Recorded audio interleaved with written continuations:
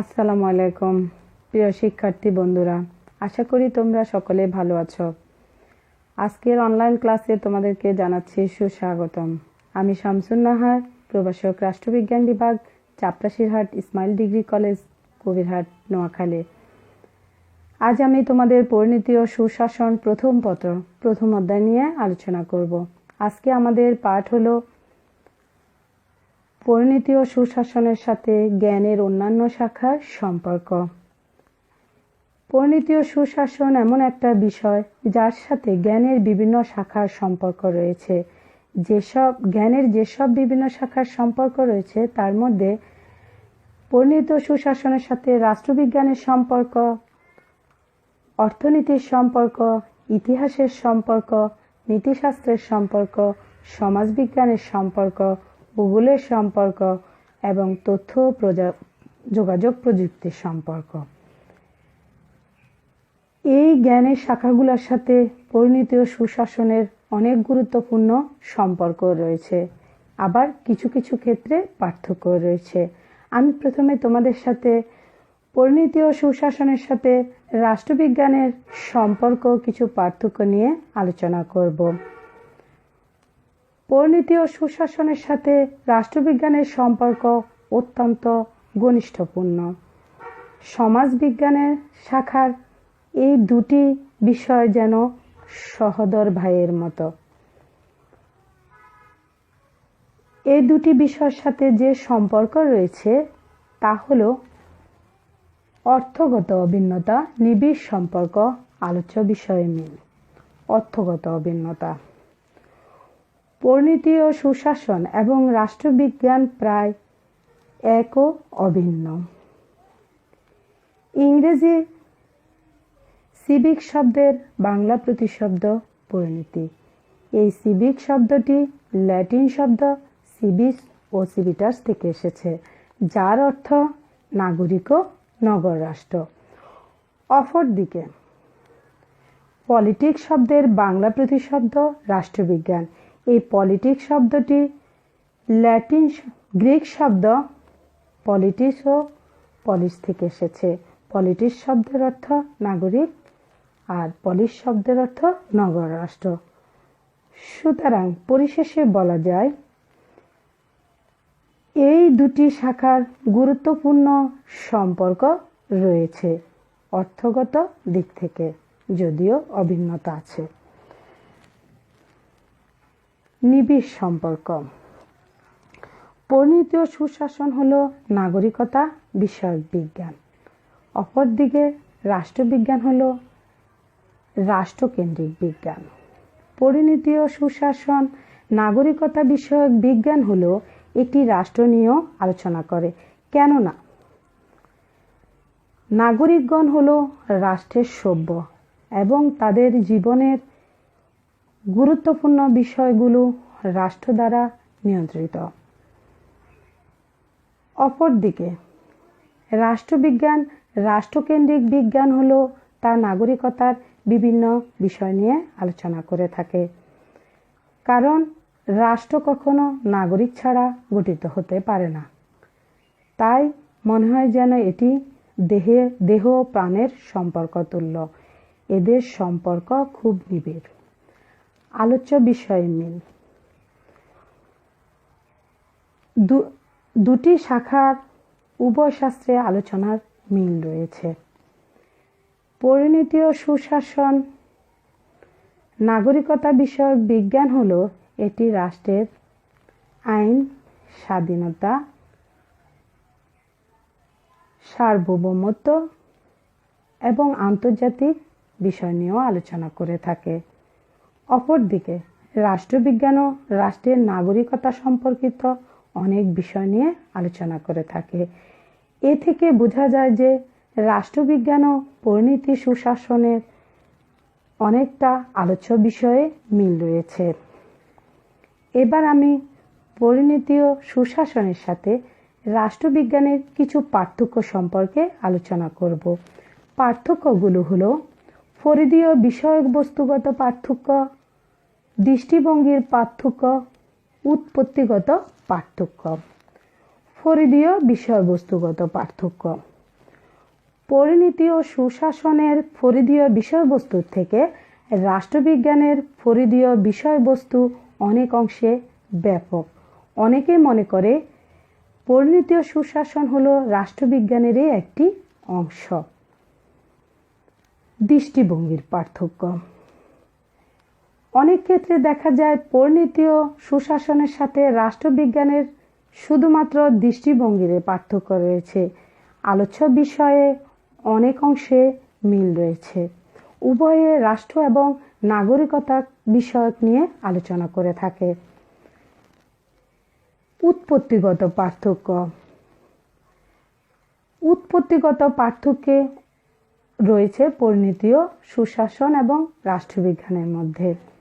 যেমন পরিণতি ও সুশাসনের উৎপত্তি হয়েছে ল্যাটিন শব্দ থেকে এবং রাষ্ট্রবিজ্ঞানের উৎপত্তি হয়েছে গ্রিক শব্দ থেকে। তাহলে দেখা যাচ্ছে যে উৎপত্তিগত অর্থ কিছুটা পার্থক্য রয়েছে। সামান্য কিছু পার্থক্য থাকলেও পরিণতি ও সুশাসনের সাথে রাষ্ট্রবিজ্ঞানের ব্যাপক মিলও রয়েছে। তাই এদেরকে দুটি সহোদর ভাইয়ের মতো মনে হয়। এবার আমি তোমাদের সাথে পরিণতি ও সুশাসনের সাথে ইতিহাসের সম্পর্ক নিয়ে কিছু আলোচনা করতে চাই। পরিণতি ও সুশাসনের সাথে ইতিহাসের যে সম্পর্ক রয়েছে তা হলো ঘনিষ্ঠতা, একে অপরকে পূর্ণতা প্রদান, পারস্পরিক সহযোগিতা। ঘনিষ্ঠতা। ইতিহাস হলো মানব জাতির অতীতের স্মারকলিপি, যা সামাজিক জীবন দর্পণ। অন্যদিকে পরিণতি ও সুশাসন সে অংশ যা সমাজ, রাষ্ট্র ও সরকারের সাথে সম্পর্কিত যে বিষয় রয়েছে তার সাথে ইতিহাসের অত্যন্ত ঘনিষ্ঠ সম্পর্ক রয়েছে, যার কারণে পরিণতি ও সুশাসনের সাথে ইতিহাসের ঘনিষ্ঠতম সম্পর্ক রয়েছে। পরিণতি ও সুশাসন এবং ইতিহাস একে অপরকে পূর্ণতা প্রদান করে থাকে। ইতিহাস যেমন তথ্য দিয়ে পরিণতিকে পূর্ণতা দান করে থাকে, তেমনি পরিণতি ও সুশাসন ইতিহাসের তথ্যকে জ্ঞানের মাধ্যমে পূর্ণতা প্রদান করে থাকে। এই আলোচনা থেকে আমরা বুঝতে পারি যে ইতিহাস ও পরিণতি ও সুশাসনের সাথে ব্যাপক সম্পর্ক রয়েছে। ইতিহাস যেমন পরিণতি ছাড়া পরিপূর্ণতা প্রদান করতে পারে না, তেমনি পরিণতি ও সুশাসন ইতিহাসের তথ্য ছাড়া জ্ঞানের পরিপূর্ণতা প্রদান করতে পারে না। তাই উভয় শাস্ত্র একে অপরের পরিপূরক। এছাড়াও এর কিছু পার্থক্য রয়েছে, যেমন বিষয়বস্তুগত পার্থক্য, অতীত ও ভবিষ্যতের উপর গুরুত্ব, পদ্ধতিগত এবং ফরিদিগত। এই পার্থক্যগুলো অনেকটাই বিদ্যমান। ইতিহাসের যে বিষয় সেটা হলো অতীতের ঘটনাবলী নিয়ে গঠিত, আর পরিণতি হলো অতীতের ঘটনা থেকে নতুনত্ব প্রদান করে জ্ঞান প্রদান করা। তাই এর মধ্যে যতটুকু পার্থক্য আছে তার মধ্যে সম্পর্কটাই অনেক বেশি।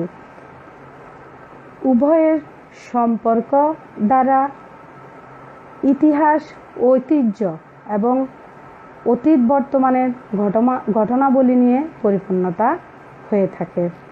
তাই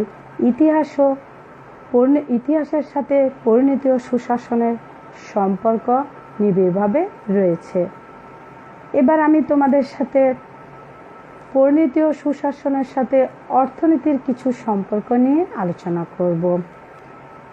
পরিণতি ও সুশাসনের সাথে অর্থনীতির যে সম্পর্ক রয়েছে তা হলো অভিন্ন লক্ষ্য, অভিন্ন আলোচ্যসূচি, পারস্পরিক নির্ভরশীলতা। অভিন্ন লক্ষ্য। পরিণতি ও সুশাসন এবং অর্থনীতি অনেকটাই অভিন্ন লক্ষ্য রয়েছে। উভয়ের মূল লক্ষ্য হলো মানব জাতির কল্যাণ সাধন করা। পরিণতি ও সুশাসন আমাদেরকে শিক্ষা দেয় কিভাবে একজন নাগরিককে সুনাগরিক হিসেবে করে তোলা যায়। আর অর্থনীতি আমাদেরকে শিক্ষা দেয় সীমিত সম্পদের সুষ্ঠু ব্যবহার করে কিভাবে উন্নতি সাধন করা যায়। অল্প সম্পদের সুষ্ঠু ব্যবহার জানা থাকলে অনেক উন্নতি সাধন করা যায়। রাজনীতিবিদদের যেমন অর্থনীতির উপর জ্ঞান থাকা দরকার, তেমনি অর্থনীতিবিদদেরও রাজনীতির উপর জ্ঞান থাকা দরকার। তাই বলা যায় অর্থনীতি যেমন পরিণতির উপর নির্ভরশীল, তেমনি পরিণতিও অর্থনীতির উপর নির্ভরশীল। উভয় শাস্ত্রের জ্ঞান থাকা অর্থনীতিবিদ এবং রাজনীতিবিদদের প্রয়োজন রয়েছে। এই প্রয়োজনের স্বার্থে অর্থনীতি এবং পরিণতির জ্ঞান থাকা রাজনীতিবিদ এবং অর্থনীতিবিদদের প্রয়োজনীয়তা রয়েছে। অর্থনীতি কিছু পার্থক্য রয়েছে। এই পার্থক্যগুলো হলো বিষয়বস্তু এবং অনুশীলনগত। পরিণতি ও সুশাসনের বিষয়বস্তু হলো নাগরিকতা বিষয়ক বিজ্ঞান, আর অর্থনীতি হলো অর্থনৈতিক বিষয়বস্তু নিয়ে জ্ঞান লাভ করা। তাই এর বিষয়বস্তু পার্থক্য রয়েছে। অনুশীলনগত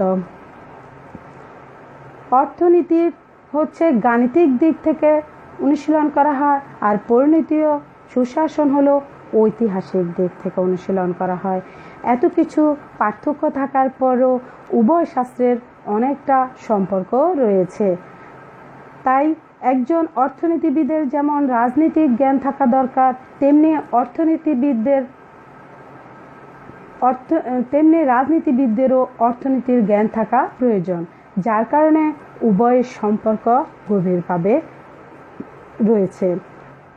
প্রিয় শিক্ষার্থী বন্ধুরা, এতক্ষণ আমি তোমাদের সাথে পরিণতি ও সুশাসনের সাথে জ্ঞানের বিভিন্ন শাখার বিষয়গুলো নিয়ে সম্পর্ক এবং পার্থক্য নিয়ে আলোচনা করেছিলাম। আমি আশা করি তোমরা কিছুটা হলেও বুঝতে পেরেছ। আমি তোমাদের কাছে আশা রাখব বাসায় গিয়ে তোমরা এই পড়াগুলো অনেকখানি অনুশীলন করবে। যত বেশি অনুশীলন করবে তত বেশি শিখতে পারবে। তোমরা সবাই ভালো থেকো, সুস্থ থেকো। আগামী ক্লাসে আবার দেখা হবে। আজকের জন্য বিদায়। আল্লাহ হাফেজ।